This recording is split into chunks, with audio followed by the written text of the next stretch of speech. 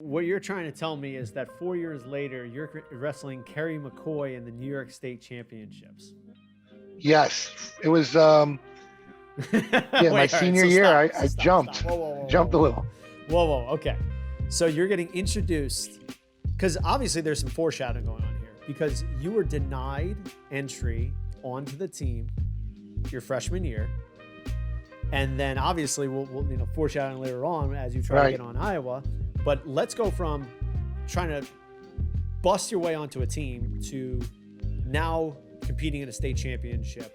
What happened? What went on there? So my first year I was, pitiful. Second year I started to get a little bit more experience, wrestling more JV matches, but still really no experience. It wasn't like now where there's all this off-season wrestling. I did find some off-season wrestling open mats they had back then with Schwertfeger and the guys from Greeley and Ossining.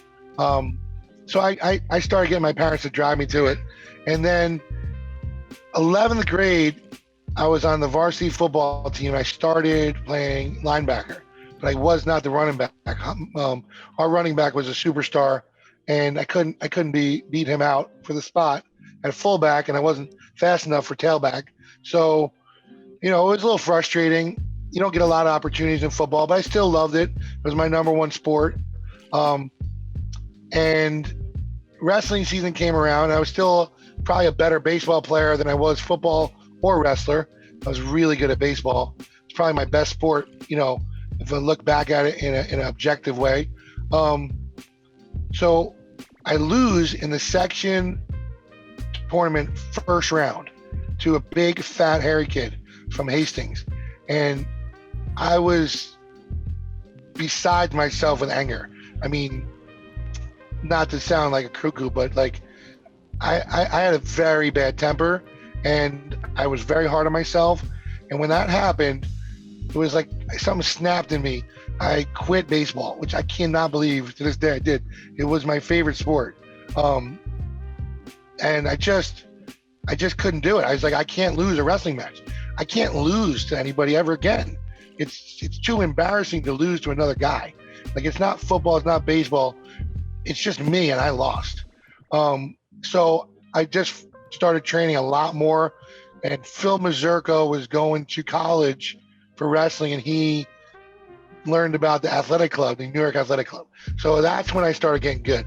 I would drive to New York City immediately after other practices. Even my senior year, I remember blowing by my football coach at 85. And he looks at me, and the next day he's like, "Where are you going?" I'm like, wrestling practice. He's like, "You can't do that." And I was like, "Well, I have to." So I just got serious with the New York Athletic Club, and they had some really good guys, Olympians, and this guy, Wayne Caton, who was a two-time NCAA finalist, just beat the crap out of me. I mean, he beat me and beat me and beat me. And I would cry a lot. I would go in the bathroom and cry. And I hated losing to him, even though he's a grown man. So that really helped me get better. So my senior year, I was really strong. Not a great wrestler yet, but I was just so strong physically that no one really could score on me. I didn't have a great offense, but being that you can't lose when no one scores on you, I had some close matches, like the state finals was 3-2, my semifinals was 3-2, but I felt like no one could hold me down, no one could take me down. So usually I'll win 2-1, worst case scenario. And that's basically what it was like. I just battled through. Kerry McCoy was a high-level superstar already. He was already wrestling internationally. A year later, he won Junior Worlds, and he went on to Penn State, go to the Olympics. I mean, he had a much better career than I ever did. Even though I, went to Iowa, he was a superstar.